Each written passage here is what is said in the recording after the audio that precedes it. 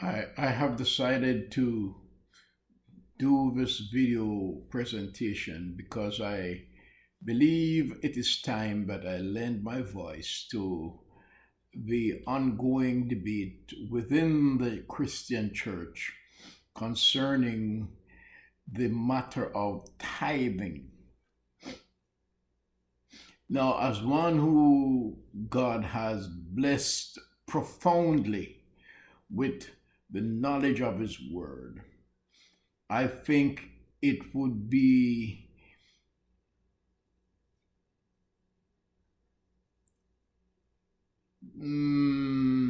it would be irresponsible of me to not lend my voice to this debate and to give the children of God the perspective of our Father on this matter. I want to share this because I noticed that there is a lot of preachers who are gorging on the poor within the church, and they have this philosophy where they make themselves rich from the poor, and they place the children of God under such bondage with respect to tithing and offering. They tell them that they are cursed if they do not pay a tithe. And of course, this is just a miserable lie and a wicked iniquity that is being perpetrated against the children of God and against the innocent and the weak. And at the same time, these preachers, they use this tithe to go and buy themselves Mercedes Benz and Bentleys and Volvos and aeroplane. And the poor suffers. First of all, let me say this clearly. A New Testament Christian is under no obligation to pay a tithe to any preacher, any church. It is just not the expectation of a New Testament Christian. As a matter of fact, the paradigm shifted in Acts of the Apostle when the Christian church, the first example of giving was the experience of Ananias and Sapphira. You remember the story where Ananias and Sapphira sold their property. Now I want to go back further a little bit when it said, and all that had goods, they had everything common. Everybody who had property sold it and brought it freely to the apostles, to the church, to make a contribution to the living of everybody. And while this is not necessary for Christians to do today, many of them who did that in those days were expecting the return of the Lord within their lifetime. And they felt, well, why keep this property when all have need of it? And so they sold it and made contribution to the church.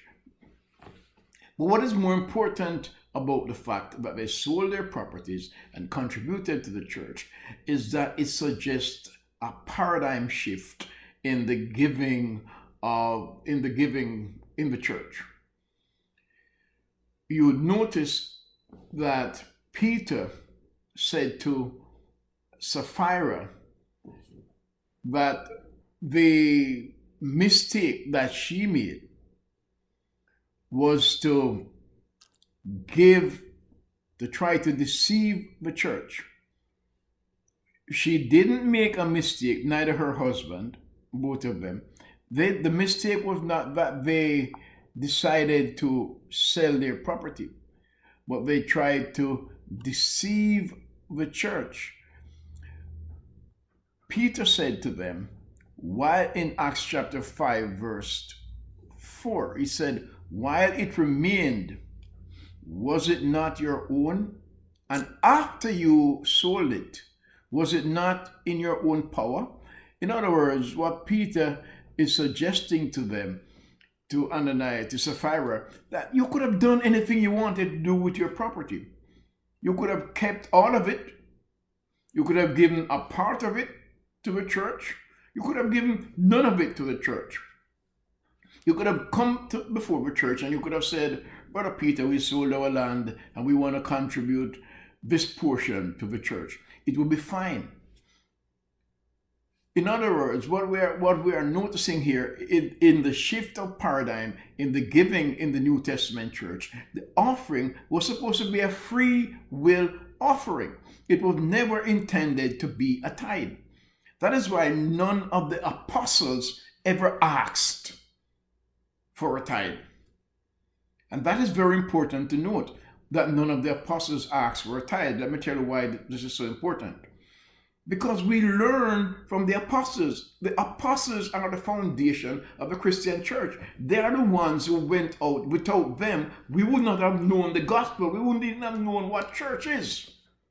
So if you want to run church government and you want to operate a church based upon the instructions of God himself, you got to do what the apostles did. They did not demand a tithe and they did not ask for a tithe. Because tithing was never a Christian dynamic. As a matter of fact, you can take another example from the Lord himself with respect to tithing. Here's what the Lord said about tithing. He said to the Jews that you make tithing, you tithe of certain portion of your proceed of your belongings, and so on. You do it for sure. He said to them, all these things you should have done while not neglecting the more weightier things of the law, such as mercy and judgment.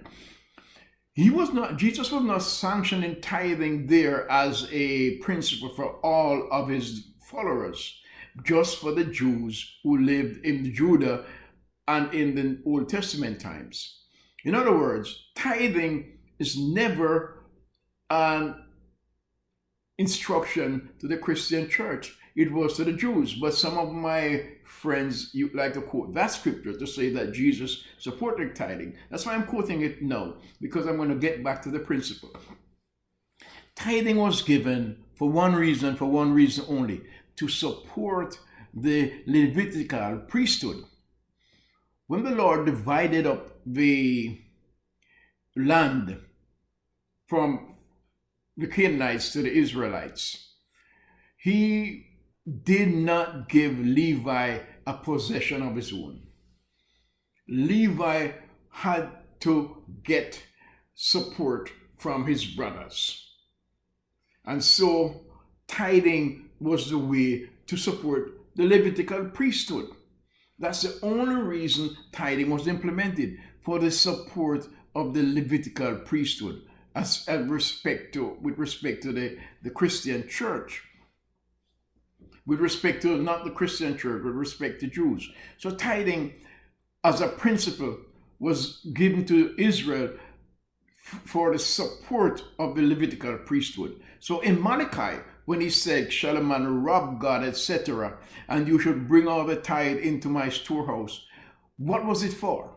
It was there to support the Levitical priesthood. I want you to also note that there are some preachers who are going to tell you that Abraham gave a tithe to Melchizedek.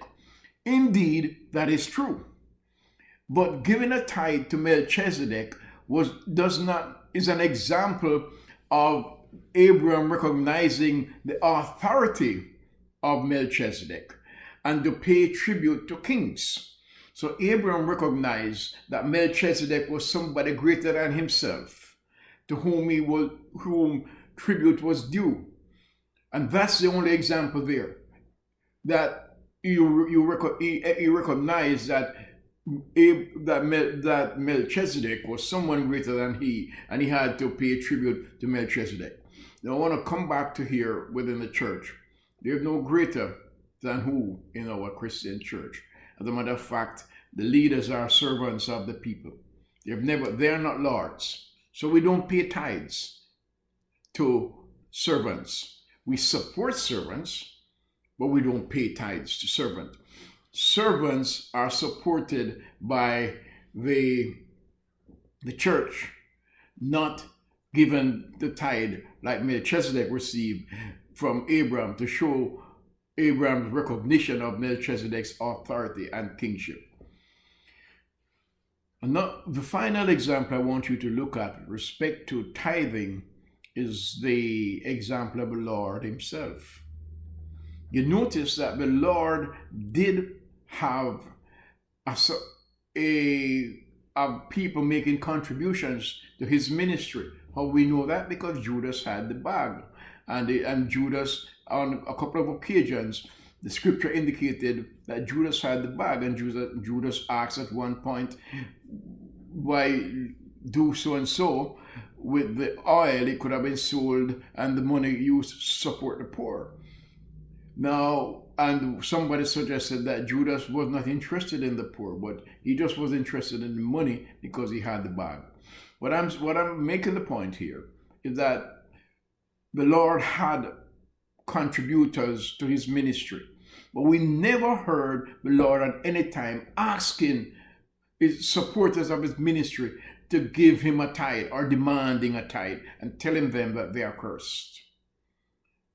Because if he had done that, he would have been lying to them, because he is not a member of the Levitical priesthood. However, he did have support from many people, because there was enough money in the bag to not only support him and his disciples, but I want you to also note that they periodically, it was a routine thing, a practice of theirs, to take money out of the money that was contributed to them to support the poor. So the experience of the Lord, if you want to example for tithe, for giving for the church, it must be a free will offering. The shift of the paradigm shift took place in the New Testament when Peter said to Sapphira, when you had the money in your hand, when you had the land, it was yours. When you had the money, it was yours. You could have done anything with it. You could have given a part of it. You could have given all of it. It's a free will offering. Any preacher who tells you that you are cursed with a curse because you don't pay a tithe, tell him to take that curse for himself and take it to where the devil is.